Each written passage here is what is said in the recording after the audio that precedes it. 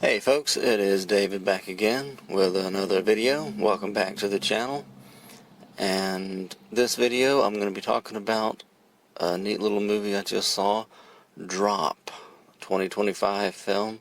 And this is ideal for a nice little audio mode review, as I have complete stillness and quiet right now because it just so happens that I am here stranded on the side of the road because one of my tires popped on the way back from the theater in Hattiesburg, Mississippi, and I'm waiting on AAA to come give me an assist. I got my own tire, I got my own jack, but for whatever reason I have no lug nut wrench in my trunk.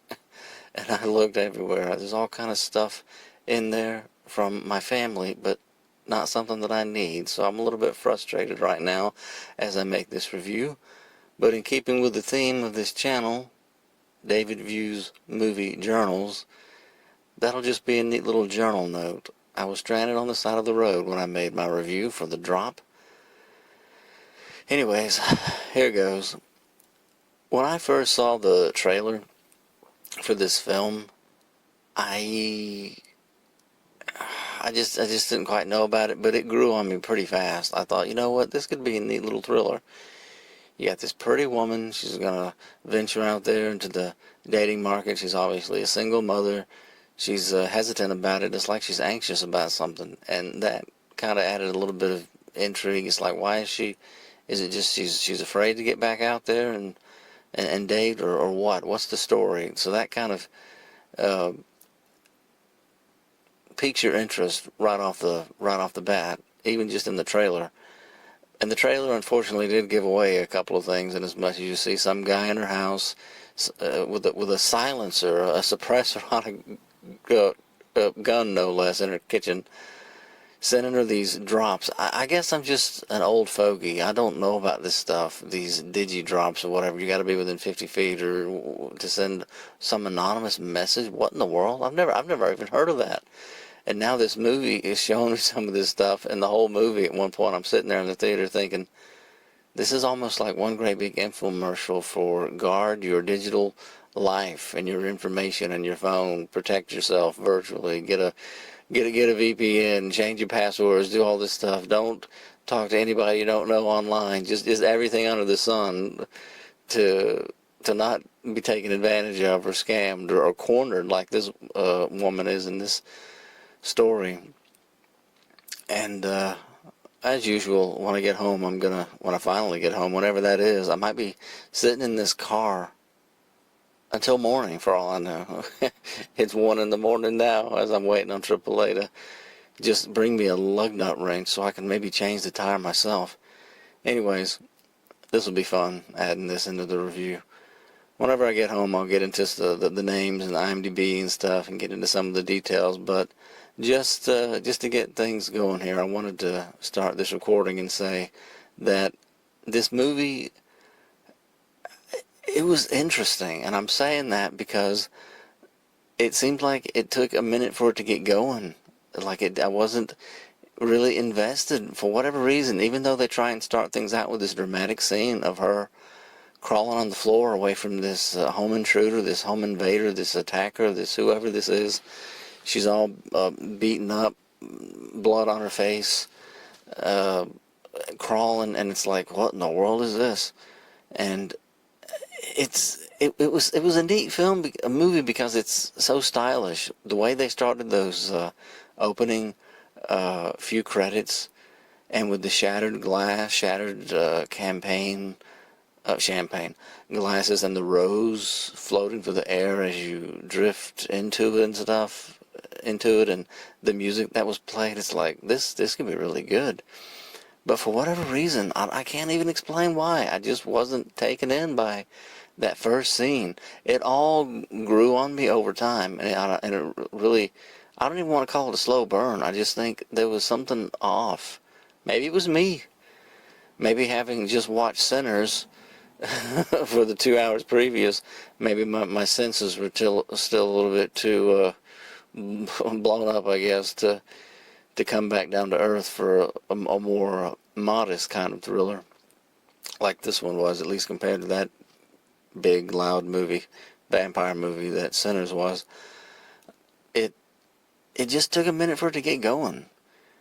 And you learn more about her and how she's been cornered by this, whoever this is, you don't even know. I come into a movie just completely fresh. I don't think I know much of anything. Sometimes I'll see something coming in a movie, but it's not the way other people claim to be, like, oh man, it was so predictable and I saw this coming a mile away. I already knew what the ending was going to be and blah, blah, blah. Not me. I want to really enjoy a movie, and so I really give every new movie that I see, a chance. And it helps me enjoy it better, at least. But yeah, I had no idea who it was going to turn out to be. As far as the little subtitle of the flick is Everybody's a Suspect.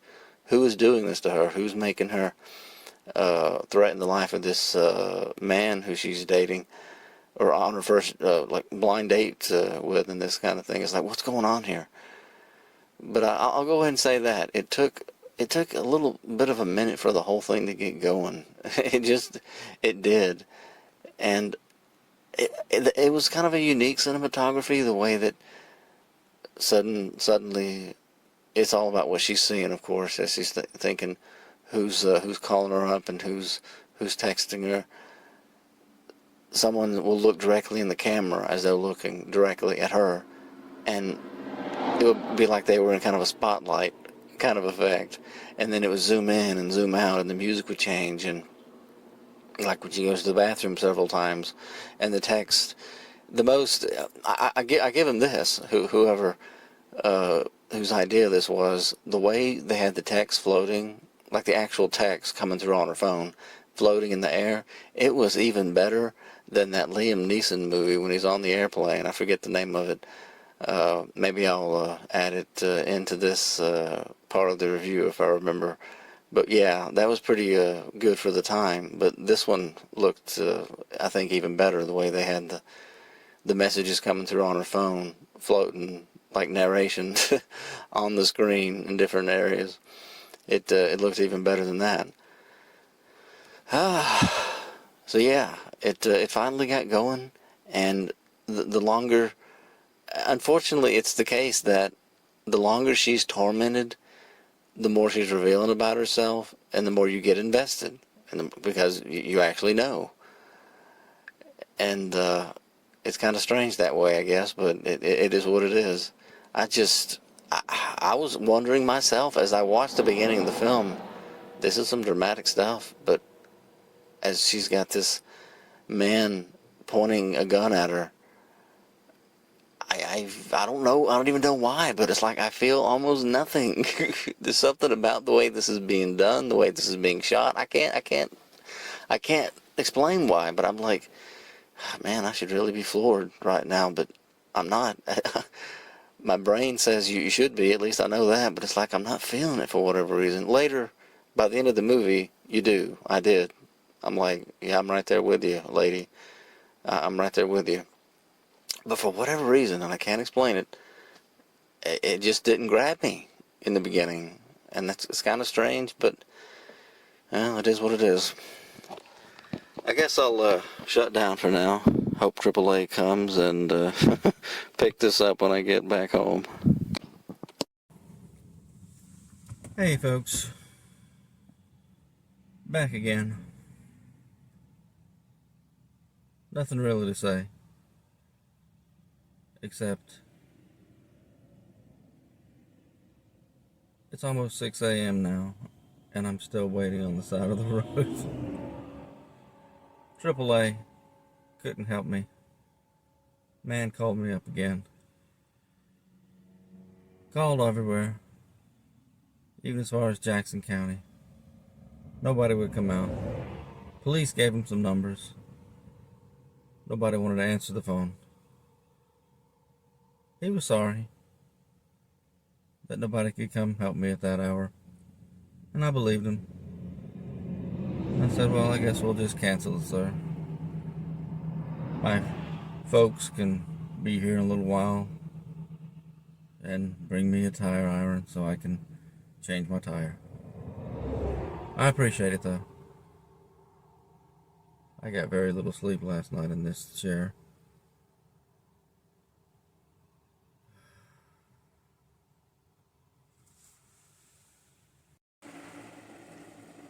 Hey folks, I'm now back home and somewhat rested after my not very much sleep last night, being stuck out over the road with a blown tire that I wasn't able to fix because I had no lug nut wrench, aka a four-way tire iron.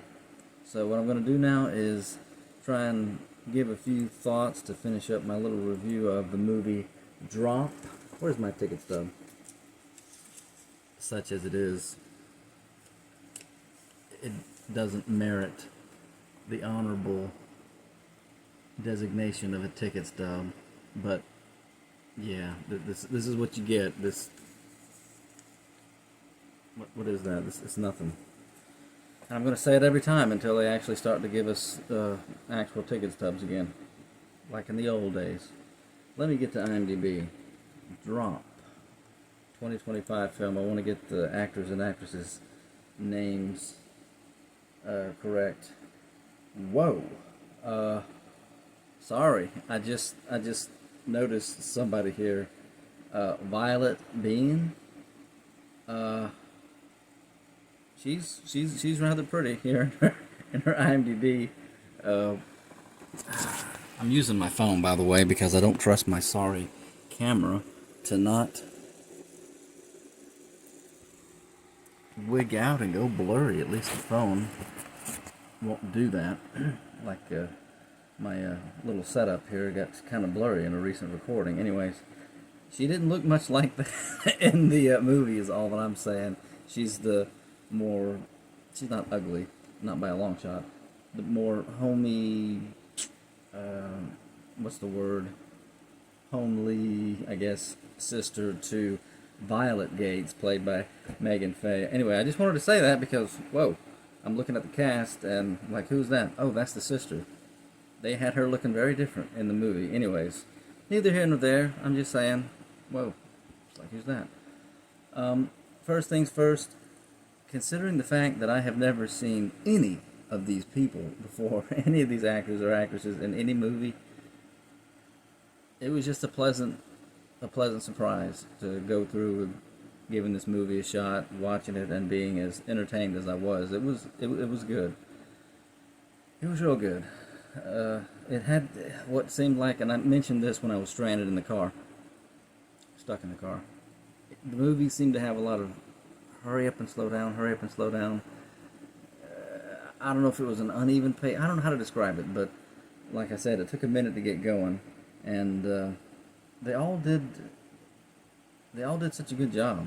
This cast. I'm seeing Megan Faye as Violet Gates, Brandon Skelner, never seen him before in anything, as Henry Campbell, Violet Bean as Jen Gates, Gabrielle Ryan, she was the bartender lady, as Cara, Reed Diamond as Richard. If I've seen him from something, I don't know what. And let me click on his IMDb, and we'll see if maybe have I seen him in anything. I'm gonna look at his IMDb page here, and if there's any movies that come up.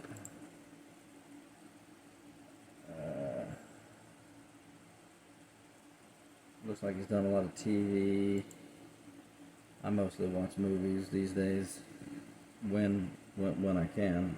I've been going to the movies to see. I'm not seeing anything. I guess this was the first time I think I've seen him in something. I just don't know what, and that's why I'm going to have to say no, that these people just are all brand new people that I've never really seen before, and they all did just such a good job. I've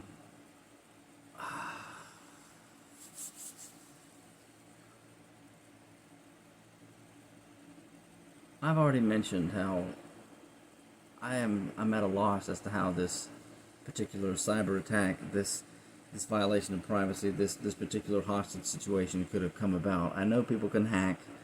I know people can get inside your phone and stuff, but the way this came about, it was just. I know that's the whole underlying plot device. Drop. You stop ignoring my drops. Like, what does that mean? I don't know about that stuff. I hate the phone, to be honest with you.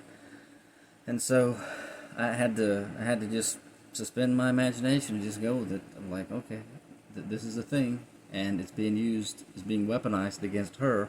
And as it goes, as the plot thickens, it's her date's job, basically, that has landed her in this situation. She was targeted because, one, this evil villain played by Richard, and I didn't see this coming, by the way. I'll get to that in a minute.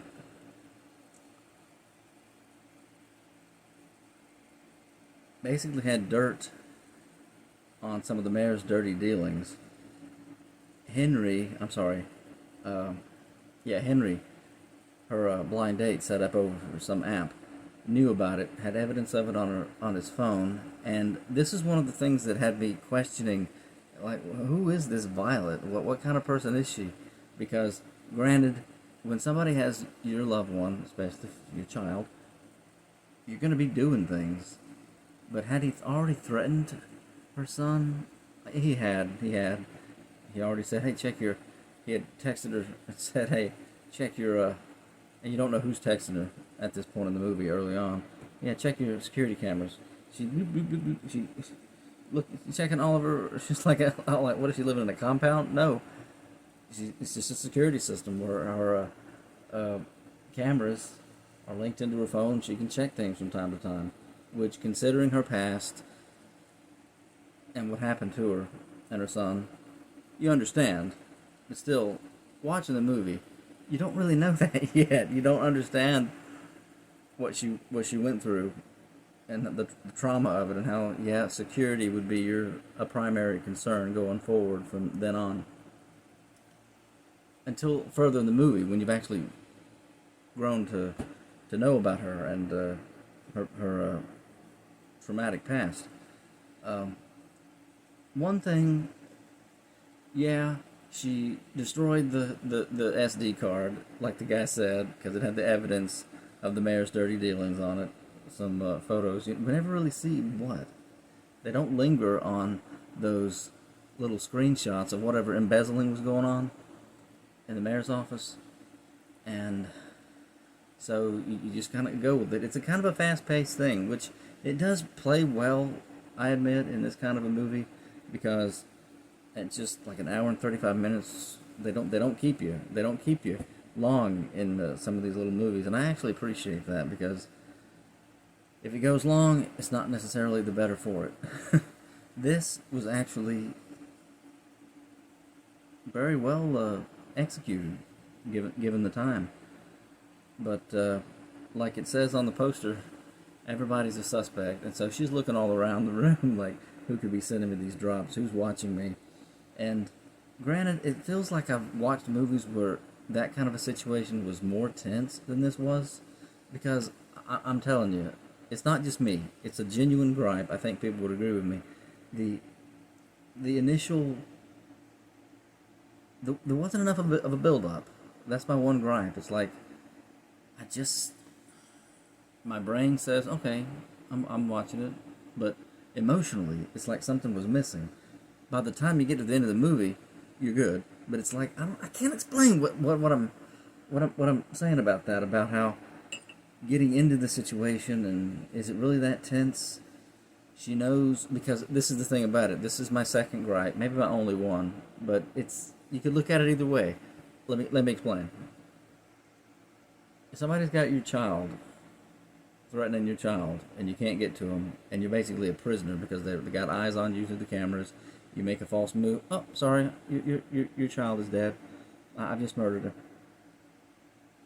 That is unlike any situation you most likely are going to be in. And so this movie kind of gets away with getting you to suspend your imagination completely. And once that's done in a film, anything goes. The movie maker, the movie, they can do anything with anything they want to with you, because it's like the plausibility of it. It's like this is so beyond the pale. This kind of a situation, to be a prisoner in that way, and to be in public and nobody really understand it, because that's what she was. She was this person's prisoner, threatened her life indirectly, and her son directly, and her sister who was babysitting her son. And this kid, they had that haircut on him, they tried to make him look just as cute as they as they could. This little boy, who was that, by the way? It's not showing me on this particular list. Anyways, my second gripe. Let me get to this. But even before that, Megan Faye, I've never seen these people, including her, in anything, but it's like, her acting was good in my opinion. I think she actually successfully cried, and I know that's a thing with me. Anytime an actor or actress actually is able to get the waterworks going, it's like, this person is demonstrating, like, emoting to the highest here. Well, she had a whole lot of this. I'm not going to say what the world calls it. There's an expression going around for that face, and maybe you can guess what I'm thinking of. I don't use that kind of language, and so I'm not going to say it, but I'm thinking of that term as I think of the face that she made when she slit the eyes, and when she was uber suspicious of somebody who she thought might be the one who's doing this to her and tormenting her. At least half a dozen times she made that face, and it was good every single time she did it. Very pretty lady. She met up with this her blind date, who at first she was afraid that Richard, played by Reed Diamond, was the guy, because he's also there. First time going on a date in a long, long time. And this movie really pulled a fast one on me, because when he showed up all awkward, socially awkward, hasn't been on a date in forever, doesn't really know what to do or how to talk, and he hugged his date, and how awkward that was, and maybe we should go get a table. And she noticed how she expressed disappointment. The other woman expressed disappointment when is that her, Fiona Brown? Is that who his date was? Anyways, it made you feel for him. I felt bad for him, like, oh man, it's just not going very well for her this date, and so it kind of sucks you in. And then later, when he turns out to be the guy behind it, I was like, I should have known. I'm like, man, I should have known. I should have known this. But this is the gripe I was getting to.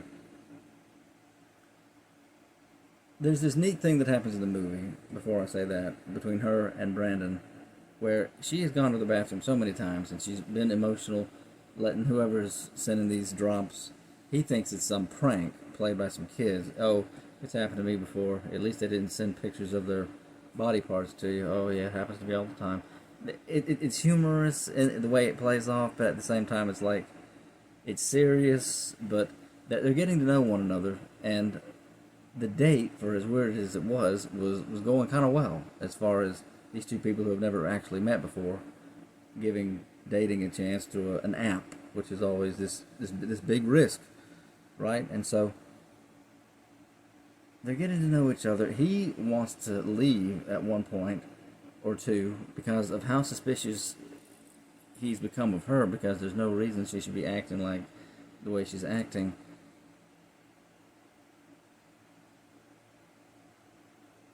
But he knows something's wrong. He doesn't know what, and that's what keeps bringing him back again and again to something's not right, and something she's not telling me. And so they have that, and then there's this moment where she's basically looking at him, and when she gives him the same face, I thought, as she gave the other people when she was suspicious, it's her acting that kind of threw me off. She was not suspicious of him at that moment. She was just genuinely asking, why did you go on this date with me? This was a neat part of the movie, where he ends up, he spent so much time with her, and it's been so weird, but they want to hang out, have a little bit of chemistry, and he just opens up and just starts saying, oh well, I went on this date because things going on in his own life, how life has treated him, how things have gone, mistakes he's made, he's looking for hope, and it was that hope aspect that really sealed the deal as far as her like appreciating what it was saying, I guess. And there was just this thing about that, as neat as it was. Part of my mind was saying, well, again, I can't really say that because the whole thing is this guy's trying to get her to kill him. Did I mention that part? Spoiler alert. I put spoiler alert at the beginning of my videos, so I'm not ruining anything. If you're here, it's because you want to be. Trying to get him to poison him to really get rid of the loose ends for the mayor's. Who knows about the mayor's embezzlement? And so I guess I can't really gripe the way I want to gripe. What's the gripe, David? Spit it out. I had trouble for a minute thinking, I don't have any children, but I was thinking, if somebody has your kid and is standing outside, has locked your kid in a room and is standing outside of a doorway with a gun with a suppressor on it, there's no way you're going to be able to calm yourself as much as she calmed herself, and as anxious and fearful and what do I do? How do I stop this from going on? As she is at different moments, they got away with doing that scene between these two, her and Henry at the table. The waiter, who had been so awkward and funny, Jeffrey Self, plays Matt. I won't forget about that particular performance for a while. He was so awkward. It was his first job, first table at a waiting job, whatever. Well, and they had this neat moment, really, really connecting with each other as far as, why are we here? What are we doing? Why did you take this date? Can't you see I'm a mess? They were both a mess. And now it's like because of this hope they're looking for, maybe they'll be a mess together. That's basically what the most you can make of that. I'm thinking, okay, I get that, but somebody's threatening to kill your son. It's like, how does she bring herself down? And the movie plays it as, because she's a psychologist and she knows that this person most likely isn't going to follow through with what they're threatening to do, so long as she keeps dangling them, so long as she keeps on her task and making like she's going to actually poison this man to death. Not that she knows why yet, but that's what she's being told to do, or else her son's going to die. And like, okay, you just kind of go with it, because that's the way the movie plays it. But it's not entirely consistent, because her phone's buzzing constantly with, hey, bad move. Are you stupid? Don't do that. I wouldn't do that if I were you. Okay, I'm going to kill your son. Just constantly threatening her and this stuff. And yet for that one scene to play on as long as it did, and for them to actually have an actual heart-to-heart, her and her date, Henry, I thought, you just got to go with it. It made the movie good, but it's also part of you got to suspend your imagination for a couple minutes too, because most people wouldn't be able to calm themselves. But it's all about the threat. This person makes the rules, who's threatening your child, and so long as you play along, nothing bad's going to happen, so long as you do what you're told. And so that's the only thing that you have to go on. As far as, she did poison it, and I was thinking she's going to go through this. She doesn't want to, but it's like, what kind of person is she? What is Violet made of? You know, who would actually go through this? And as it goes along, you realize she can't do it. She can't do it. Of course she can't do that.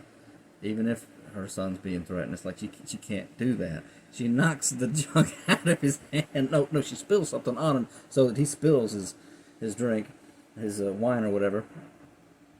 And while I didn't see this coming, as far as Reed being the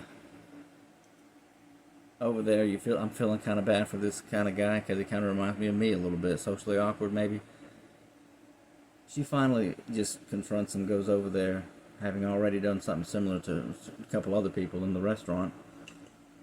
And he says, "Oh, well, you got me, sit down." And he starts with the violent voice, and you gotta believe it, but his sudden put on from going a almost bashful, awkward guy dating for the first time in however long to sit down. I said, sit down. You just gotta go with it. Like, he is the mastermind giving the orders to the guy who's at your house threatening to kill your kid. So she just got to go along with it. While I didn't see this coming, that he was the guy, I saw this coming. When he started to eat that dessert, and Henry had come over knowing something was wrong, and the way she played Reed with her eyes again, and that smirk that you think you're so big. You think you're so big. Don't you? That smirk. That's the only thing I can think to describe that look she had on her face several times. And the way she had Henry, the trust that, and that's something to be said there as far as the story anyways. That she said, "Go ahead, drink it." Like a shot. He's looking at her and understanding something. It was a neat moment in the movie. Like, I can't remember the dialogue, but it was good. And just well played. Very well played. Like, she doesn't really say, it's not for old time's sake. They only just met, but, yeah. Man, I wish I could remember what she said. But Henry says, all right. He downs his stuff and says, "I'm going to go wait at the table," or whatever. He goes back, and there's Reed saying, "Oh, you did so good. He'll kill over dead in a couple minutes, but, you did what you had to." And it was just so good, because while I didn't see that coming, that he's the bad guy, I saw this coming. When she's looking at him, I'm thinking to myself, when he started to eat that dessert, somehow, some way, she slipped it to him. I'm like, she poisoned this Joker. He's about to die. You about to die, son. And sure enough, as I understand why you picked me. Because of this, because of that, because... And she goes into her abuse and what it did to her, and what happened to her husband, or really her son through her husband, because you find out throughout the movie that it was not some home intruder, it was her own husband who was flipped out of his mind, having abused him for so long. Totally out of his gourd. He's the one. He was her husband. It was the child's father holding that gun to her, and then giving her the gun and saying, "Do it. Do what you do. Do what you do to me." Like she abuses him somehow. Very, very freaky stuff. And she can't kill him. He snatches the gun back. In the end, you realize what had happened is he ended his own life. You see, here's the cops coming, and he sees his son looking at him through the little child-proof gate in the house or whatever, and he just goes into overload, and he's crying and in a rage, and he shoots himself. Trauma out the wazoo, right? And so she's just looking at this villain who's been tormenting her all night, looking at Reed across the table, and she's like, telling him about how she's able to fake it. She's able to fake things. Like how I faked you. And then it replays the moment when, as she's given the not poisoned tequila shot to Henry, she's got the vial and she's poisoning the dude's dessert, and as he's eating the last bite or two and listening to her, she's like, I think he called her the B word, I can't remember though. He starts flipping out, he's got a gun, he's gonna shoot her, she's crawling again from a guy with a gun. And the neat moment, I thought halfway through the movie, I was like, wait, I saw in the trailer that this big Space Needle restaurant, or whatever in the world they're in, something like that,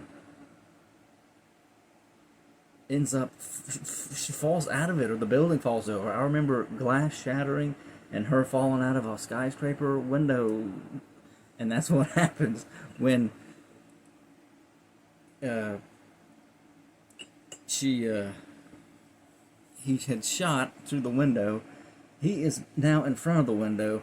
He's about to kill her, like, "Oh, you thought you could make it. You thought you could do it. Oh, you missed." She threw a bottle or something at him. Ha! You missed. It's almost like he's a Looney Tunes character villain at that point, because she threw the shoe or whatever that thing was, weakened the glass even more, and I guess they're playing on the science behind being in a really tall, I'm not going to say pressurized because you're just in a building, but high up, that sudden, the suction of being right next to a window that bursts out. He was sucked out of the building like being sucked into outer space.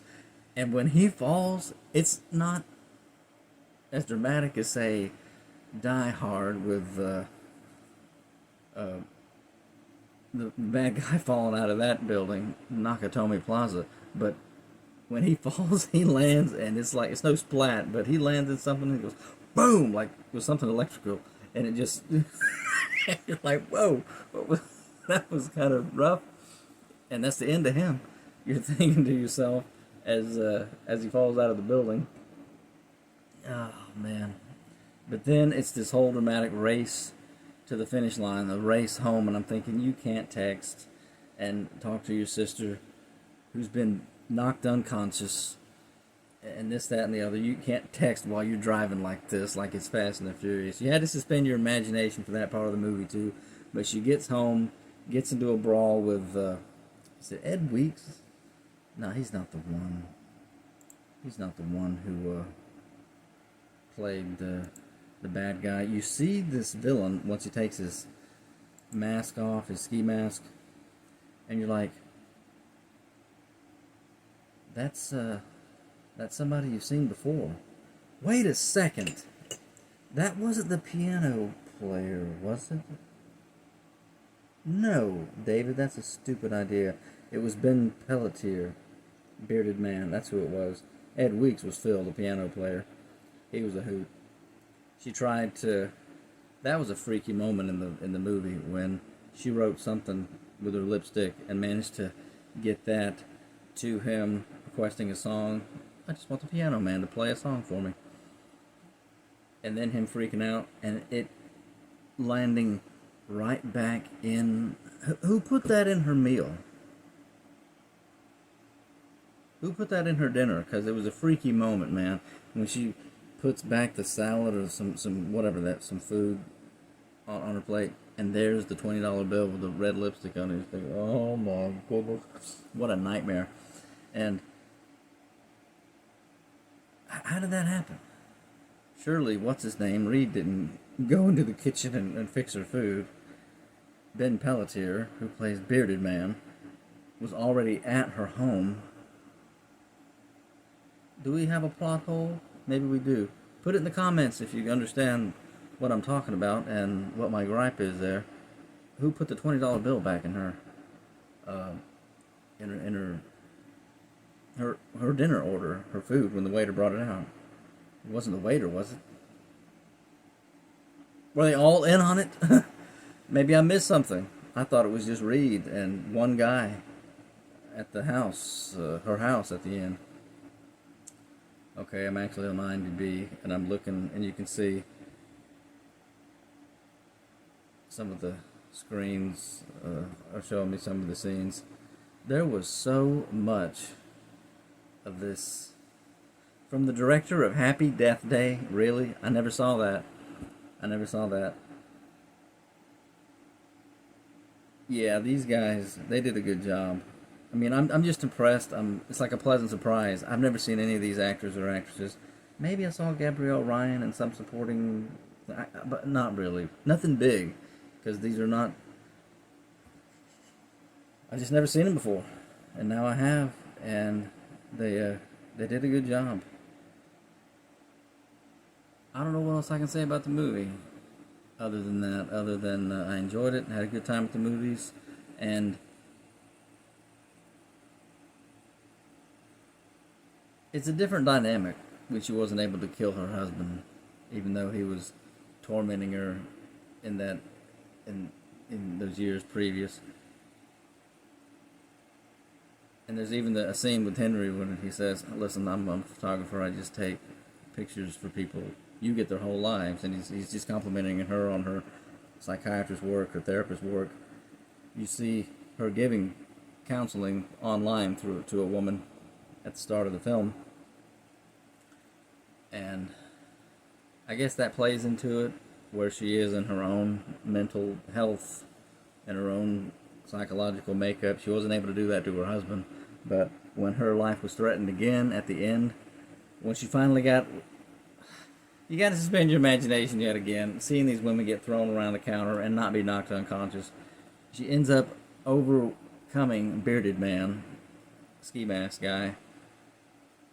And this was pretty cool. When her son put the gun with the suppressor on it into a, I kid you not, into a remote control car, put it on there, and he was about to kill her. It runs into her. The kid runs the gun to his mother, who's helpless on the floor, all banged up, and at the mercy of this bad guy. Here, Mom, have a gun. It's like, whoa. She took the gun and emptied it into this Joker. Pew, pew, pew. And he's like, oh. I'm like, it was such an intense moment. I was thinking, she's going to shoot him through the head. No, they didn't go that far. PG-13. But it's like, whoa. And, yeah, this was a neat little thriller. It wasn't as the way that something about the style of the movie and just the way it hit me. Like I said, I watched Sinners right before I watched this at the theater. Maybe my brain was just still kind of inflamed from all that overload that I couldn't get into this maybe as much as I really would like to have. But it wasn't as intense as I think it could have been, at least to my senses. It's PG-13 though, and they tried to use this dramatic, suspenseful music at times throughout the film, and I'm like, it's like I'm seeing it, I'm hearing it, but I'm not feeling it. It just kind of annoyed me sometimes, but it was still an excellent little story, well executed. These actors and actresses, director knows what he's doing, and the ending, Henry in the hospital having been shot, when he dove hero, full true blue hero style, knocking the woman out of the way and getting shot himself. The neat little moment they have, like, would you like to go on another date? Like, I would love to go on another date. It was a really cute way to end the movie, and the dialogue between them was great. She was kind of mean to her sister, though. Her sister had to remind her, but I was also shot. She was shot, and that was one of the,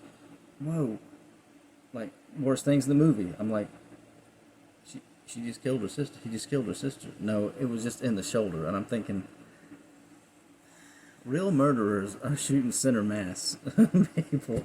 But it's just a neat little movie. They didn't go overboard on things like that, and it's like they went as far as they could, and it still be PG-13. And yep, PG-13, and that's the thing about it.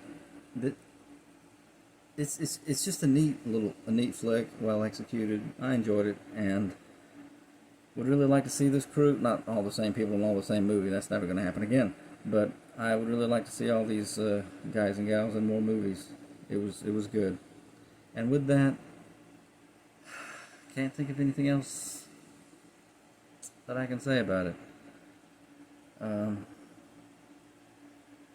Yeah, let me just end it here, folks. Thank you so much for listening to me, and we'll see you in the next one. Take care.